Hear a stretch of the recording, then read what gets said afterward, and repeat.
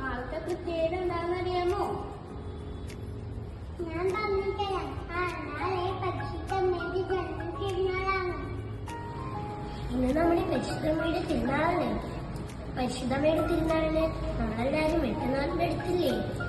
എട്ടുനാളിനെ പറ്റി അന്ന് നമ്മുടെ ജോഷിയച്ഛൻ പറഞ്ഞു തന്നത് ഓർക്കുന്നില്ലേ? നമുക്കെല്ലാവർക്കും ബർത്ത്ഡേ ഗിഫ്റ്റ് കിട്ടുന്നത് ഇഷ്ടമല്ലേ? അതുപോലെ പരിശുദ്ധമ്മയ്ക്കും ഒരു ഗിഫ്റ്റ് കൊടുക്കണ്ടേ?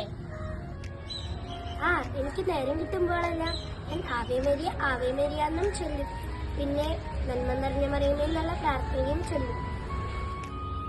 എന്റെ അമ്മയ്ക്ക് ഗിഫ്റ്റ് കൊടുക്കുന്നത് വലിയ ഇഷ്ടമാണ്.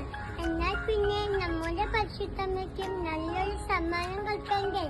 നിങ്ങൾ ഗിഫ്റ്റ് തയ്യാറാക്കിയില്ലെങ്കിൽ ഇപ്പോൾ തന്നെ തയ്യാറാക്കട്ടോ.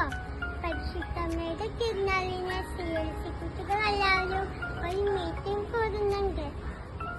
നാളെ മറിയമ്മേനെയാണ് എന്റെ കൂട്ടുകാര് മാതാവായിട്ട് വരുന്നുണ്ട്.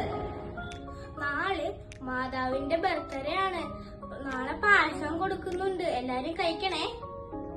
അരിപ്പാലം സെമിനാരി പള്ളി അഥവാ തിരുഹൃദയ ദേവാലയം കോട്ടപ്പുറം രൂപതയിലെ പ്രധാന ദേവാലയമാണ് അരിപ്പാലം തിരുഹൃദയ പള്ളി. ചരിത്ര പ്രസിദ്ധമായ തൃക്കണ്ണ മതിലകത്തിനും പുത്തഞ്ചിറയ്ക്കും ഇടയിലാണ് ഈ പ്രദേശം.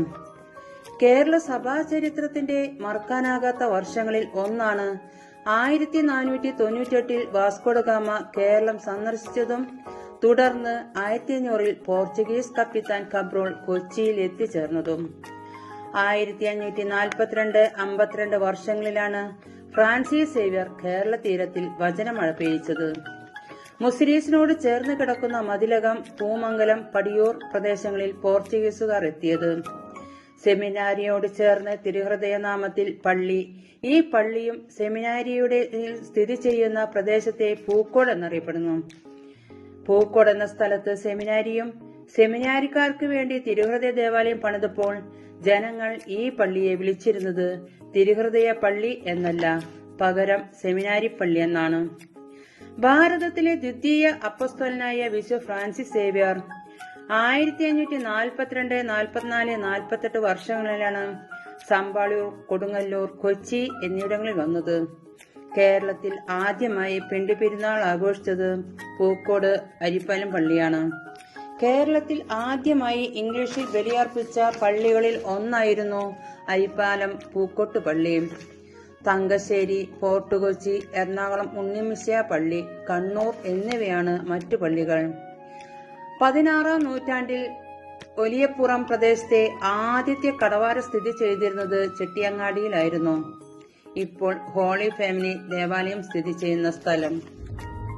ഈ ആഴ്ചത്തെ രാമായണ യശയാപ്രവാചകന്റെ പുസ്തകത്തിൽ നിന്ന് 35-ാം അധ്യായം 4 മുതൽ 7 വരെയുള്ള വാക്യങ്ങൾ.